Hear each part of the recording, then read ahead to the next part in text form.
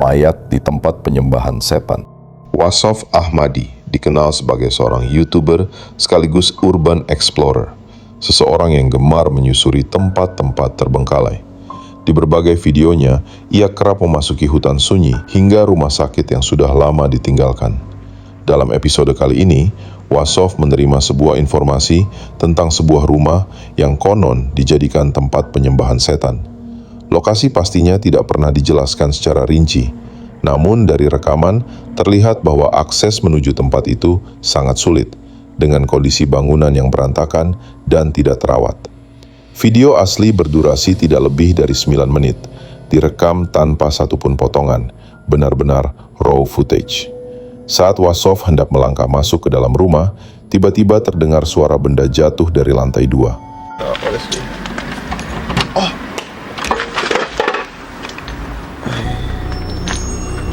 Did you hear that one while bugging out? Sound like someone threw something from up there or some shit. Tak lama setelah itu, ia melihat sebuah tangga dengan bercak merah menyerupai darah, seolah menandakan bahwa sesuatu yang buruk pernah terjadi di sana.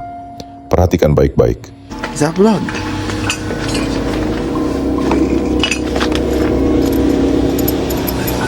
Fuck.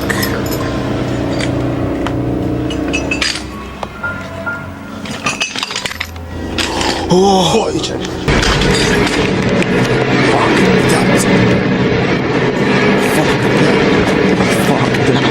Oh my days, oh shit. Wassof kemudian melihat sebuah bungkusan putih yang bentuknya menyerupai sosok manusia duduk bersila.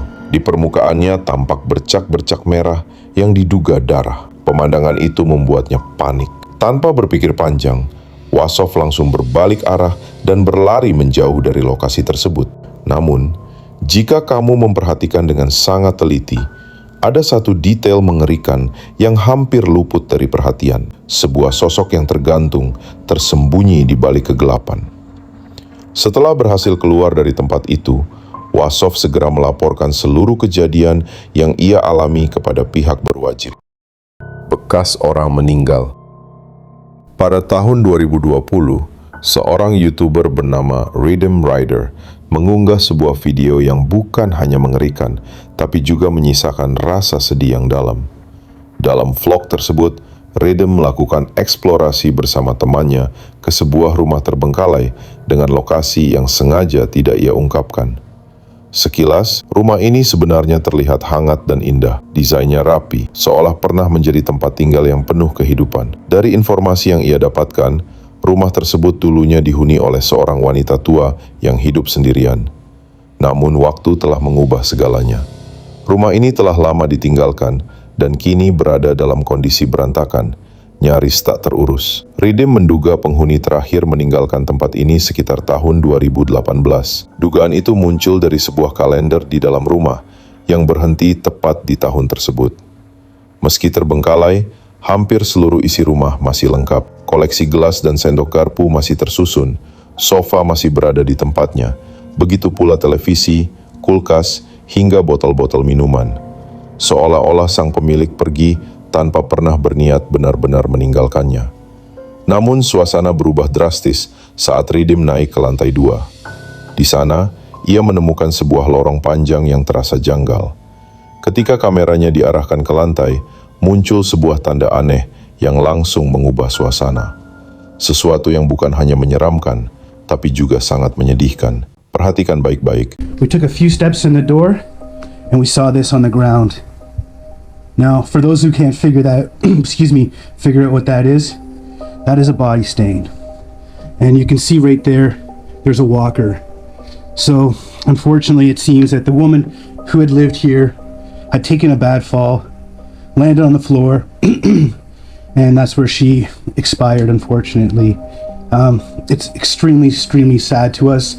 It took us a good 20 minutes to decide what we're going to do here, and despite it feeling weird, we figured we still need to tell the story because this is a good reminder to everybody that you need to check on your loved ones. It seemed this woman had passed and was laying here for God knows how long before she was found, so check in on your loved ones, guys. Seperti yang kalian lihat, di lantai itu terdapat sebuah tanda aneh, jejak yang bentuknya menyerupai siluet tubuh manusia yang sedang terbaring.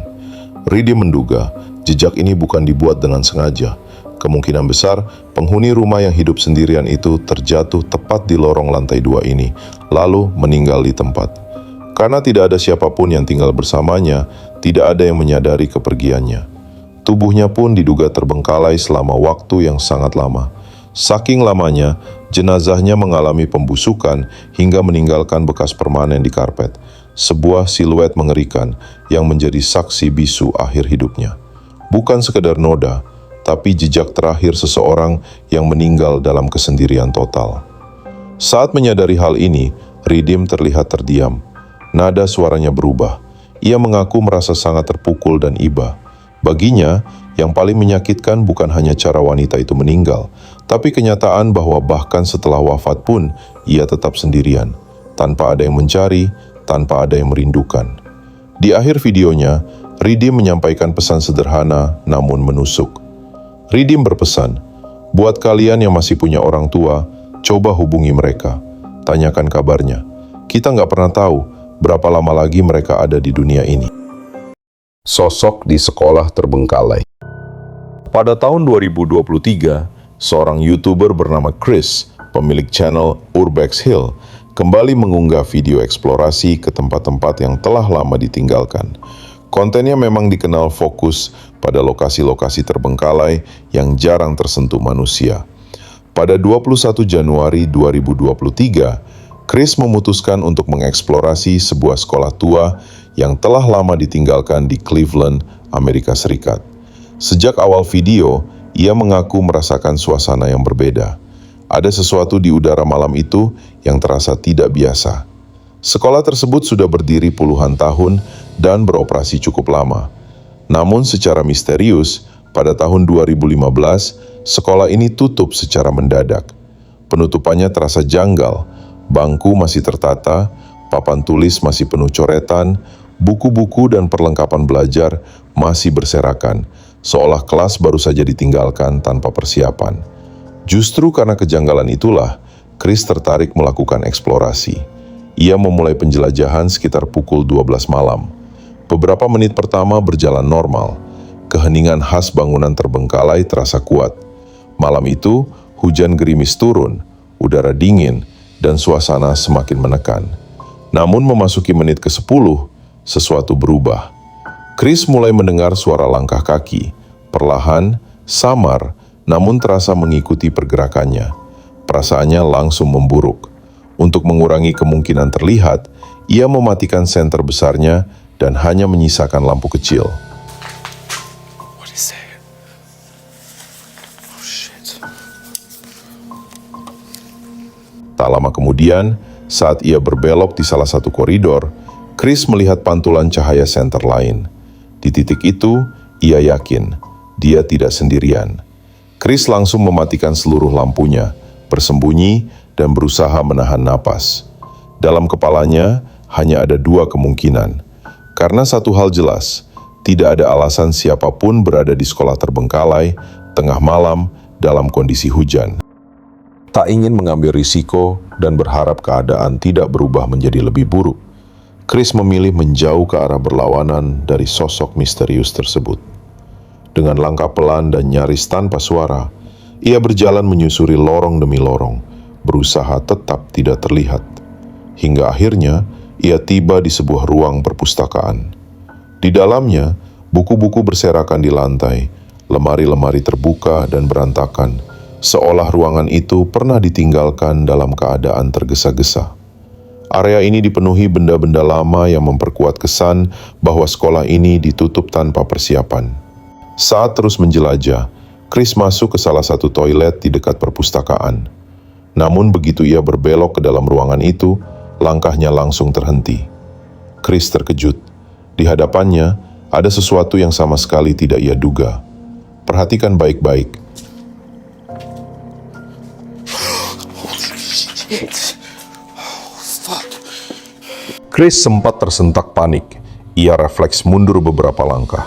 Benar-benar tidak menyangka akan bertemu seseorang di dalam toilet bangunan terbengkalai seperti ini. Detik-detik itu terasa lama, pikirannya dipenuhi kemungkinan terburuk.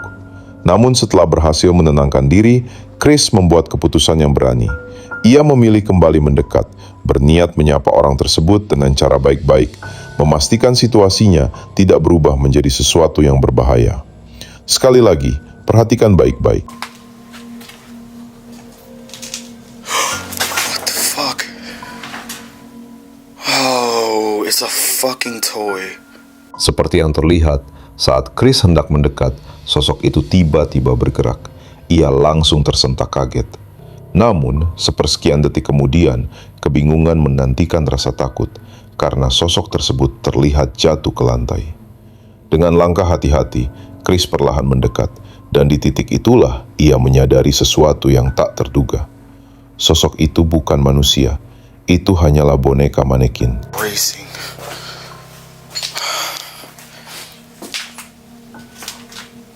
I thought it was a person standing there. It's a toy.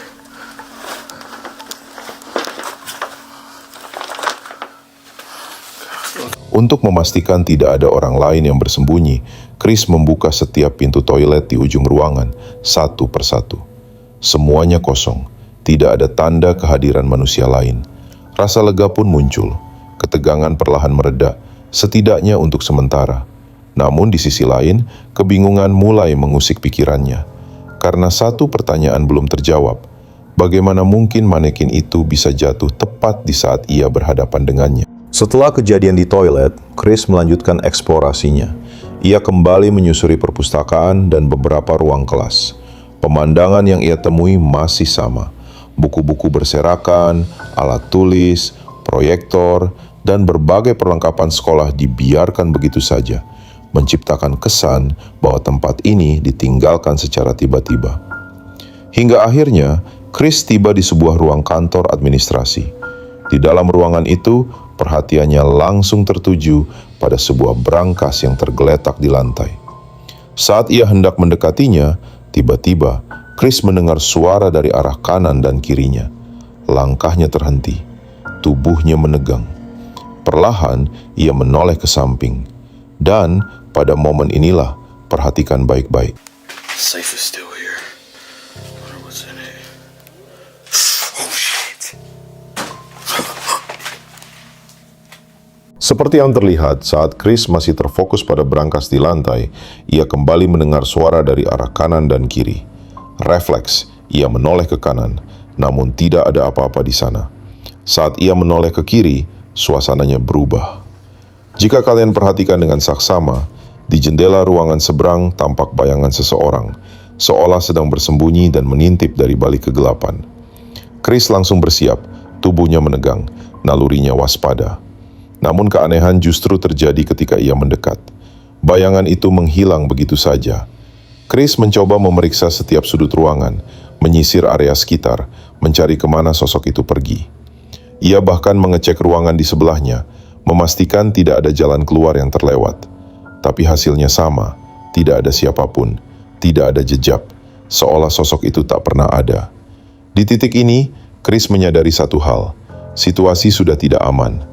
Ia perlahan berbalik dan mulai mencari jalan keluar. Menurutnya, apapun yang ada di sekolah terbengkalai ini bukan sekedar berada di sekitar, melainkan sedang mengikutinya. Dan yang paling mengganggu pikirannya, Chris mulai yakin bahwa yang mengintainya bukanlah manusia, melainkan sesuatu yang telah lama menjadi penunggu tempat ini.